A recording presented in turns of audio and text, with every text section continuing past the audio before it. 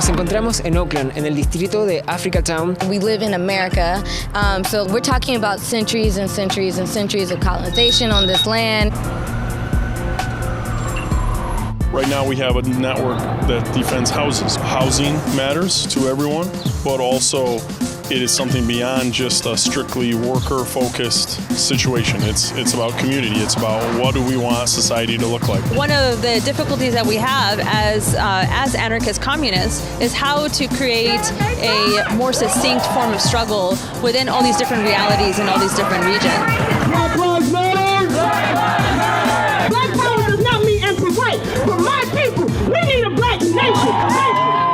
We haven't always been subject to these ideas of hierarchy and leadership.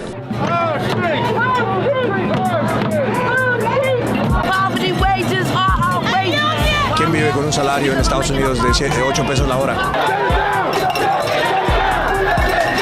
People in our neighborhoods knew that police brutality was always a problem. They have constant interactions with poor people, people of color, young people. So Cop Watch no es un grupo que dirige a la gente, sino es una manera de salir como comunidad y defendernos a través de la documentación de la policía.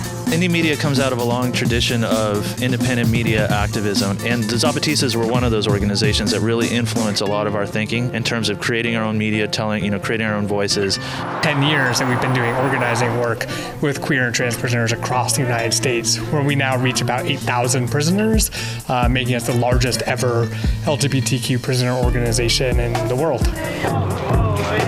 We made the connection that what happens to the land happens to the people. We have to confront a lot of stereotypes because especially in the sort of so-called progressive or even radical left, there's the assumption that all indigenous people have the same politics. An indigenous anarchist would say is that there's no law above nature. So we go out with the water drops to replenish the food and water in the desert at specific points, but occasionally volunteers find the bodies of migrants who've passed. This mentality of a border to keep people separate is a mentality that has become very bad here. We're seeing the worst of it in Arizona, but it exists in our globalized economy almost everywhere. Ya basta. Enough is enough. Ya basta.